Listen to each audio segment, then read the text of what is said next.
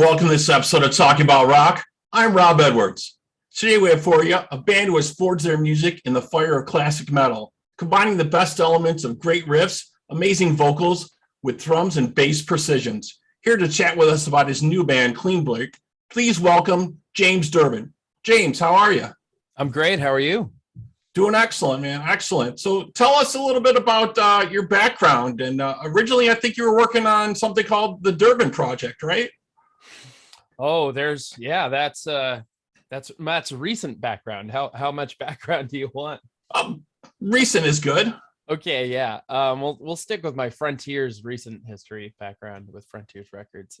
So I signed a deal with Frontiers in December of 2019. And the original plan from the get-go was for me to do a solo album, followed by what would become a group, which is where we are now. So the first album ended up being my solo debut album with Frontiers Records, titled Durbin, the Beast Awakens.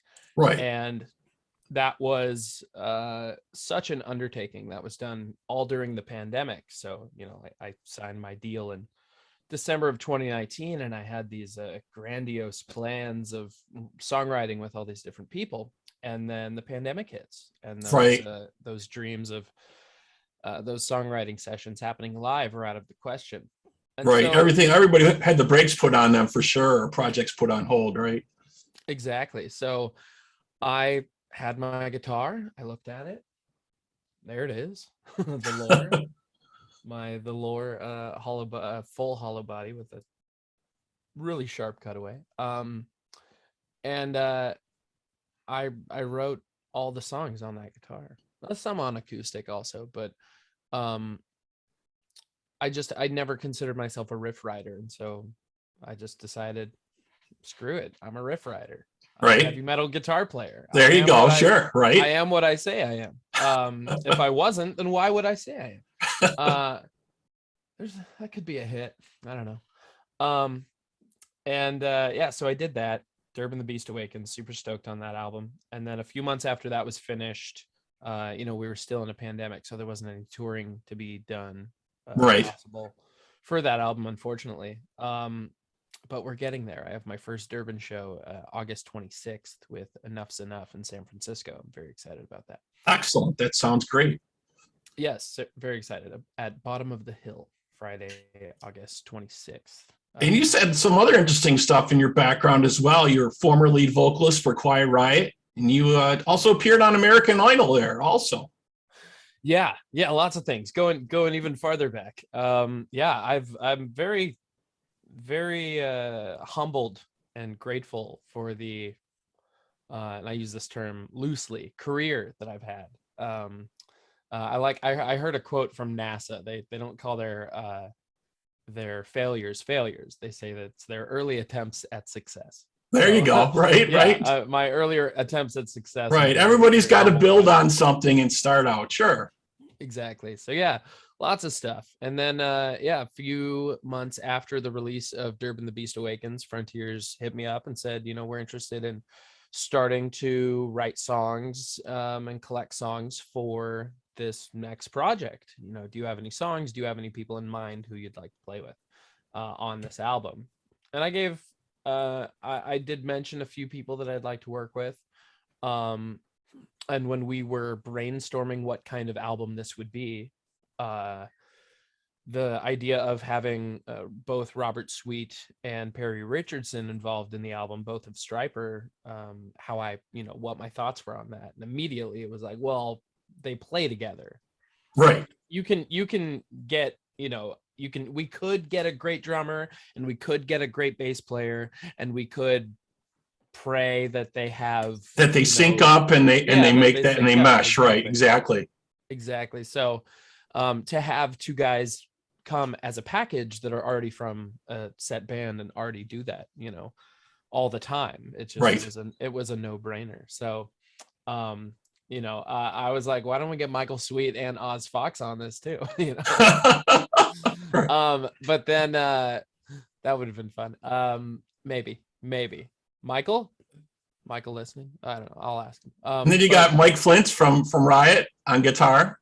Exactly. Yeah. Mike was a dark horse on this. Like he wasn't at the top of our, like our I mean he wasn't on my list, but then as soon as Nick Teeter from Frontiers Records mentioned Mike, I was like, Mike Flyntz, duh. Oh my God. And then like what he was able to bring to this album is just it's The riffs are amazing, it's and they astronomical. just fit so, the pieces just fit in place so well, you know. Exactly.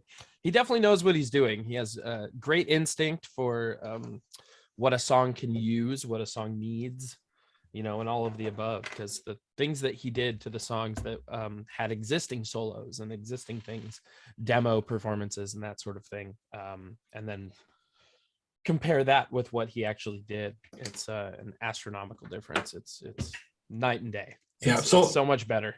so how was the how was the studio time during recording? Were you guys still sending tracks back and forth at this point? Are we able to go in the studio together? Or No, it was all remote. It was all remote. So I recorded all of my vocals right here, what you're seeing in my studio, and everybody recorded at home. We all live in different states. So Mike Flyntz lives in New Jersey, I believe. Perry lives in South Carolina, and I'm not sure where Robert lives. On the moon. What do you feel, what influences help you shape the sound for this album? Well, I had just come off of the Durbin album, so I was very much steeped in new wave of British heavy metal and traditional and thematic and melodic and that folklore and all of it behind it. So I was so, I don't know, not burnt out on creativity, but let's say that. My creative fuse was short. And so I wrote 2 1/3 songs for this album, and the rest were written by additional writers. Well, you definitely said it is definitely has the traditional heavy metal feel to it. Tell us a little bit about the track "Coming Home."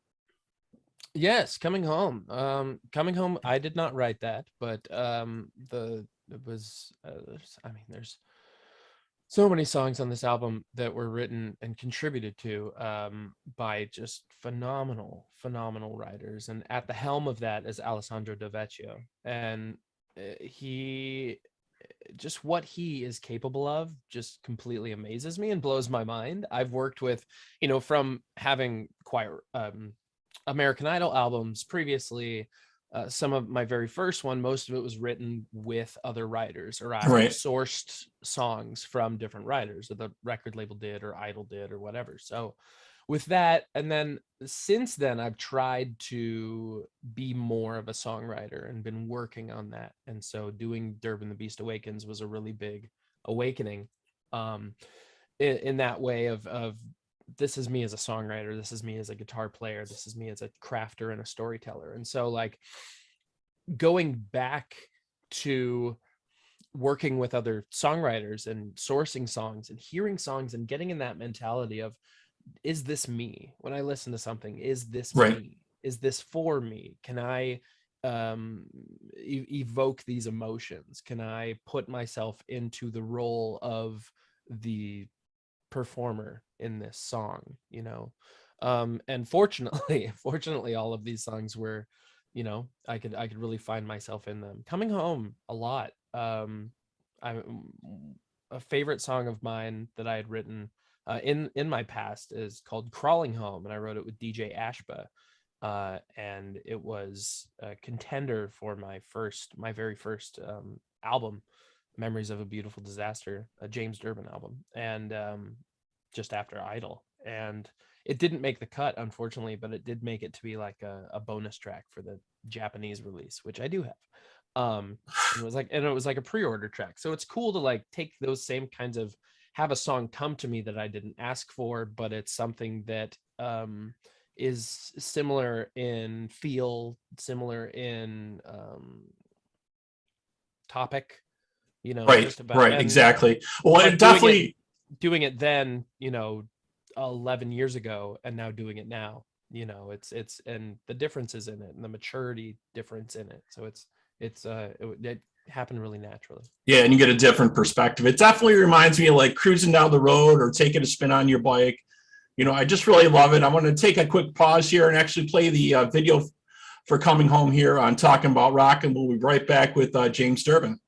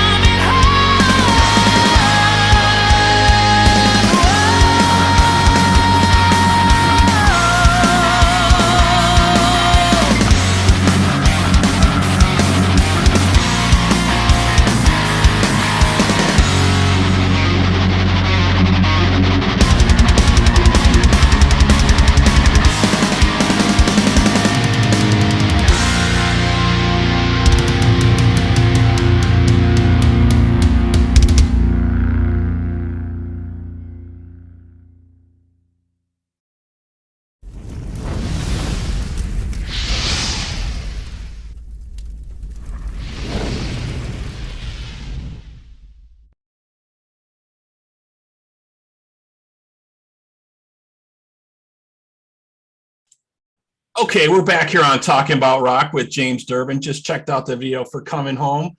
I'm telling you, this track needs to be on everyone's next playlist. I know it's been on mine all week long. You know, all the tracks have been. I really enjoy all the album. Thank you. So do you guys have any plans coming up? Any tour dates? What's on the horizon? Oh boy, lots is on the horizon. I'm not sure for Cleanbreak. I mean, we really have to. It is a side project. It is in all intents and purposes, it is a studio band, a studio album for the time being. So whether that becomes a live band, whether that becomes something that tours and plays out, I would love to see that. I would love to, but I know that all of us have our own things that are, that take first dibs. So this is something that would have to come after those things. So it's I don't know, it's to be seen. STRYPER is always extremely busy. Right. Yeah, they're always got stuff going on. Yeah, but it's good. It's really, really good. Oh yeah, it's definitely good to be busy. Yes, for sure. Yes, absolutely. We're making money off of music. We make music for a living. This is our right, which is extremely difficult to do with the way the world is now, right? Yeah, well, it's just funny. It's a funny thing to do. That's the way I look at it. It's like I do a funny thing. I don't do like a really serious thing. I could be serious doing the funny thing, right? But it's it just explaining it to I'm finding myself having to explain it to nieces and nephews that are now old enough to understand, and right. My own kids, like my own daughter, our middle child, she's just like, she realizes it now, like, oh, that's what you do. That's what you do. Yeah, that's funny. I'm not just going out having fun with my friends and stuff like that. Yeah, like she sees that it is fun, but she also sees that it is work. And right. I'm kicking my ass up there every time, and pushing myself and everything. And it's very glad that everybody in this group is actively working. And so when we're able to do something all together, we definitely will. That's great. I think it's an amazing lineup, and you guys got some amazing songs on here. People definitely need to check it out. If they want to know more about you, more about the band, where should they check it out? What social media or platforms are you at? Let me look. I'll speak for myself while I can. I'm sure I know they check you out on Facebook, but do you have some sites to check out too? Yes, on Instagram we are at Cleanbreak Official. I believe it's the same on. I don't know why I inflected so hard on that. I believe it's the same on Facebook. And you can follow myself, James Durbin Official, on Instagram, and jamesdurbinofficial.com. and facebook.com/DurbinRock. It's the old handle, but there's a lot of people on there, so I don't want to confuse them. And then same on Twitter is at DurbinRock. Excellent. So July 8th, the release of the album from Cleanbreak, Coming Home on Frontier Records. And what I'd like to say is let the summer air guitar experience begin with this album, folks.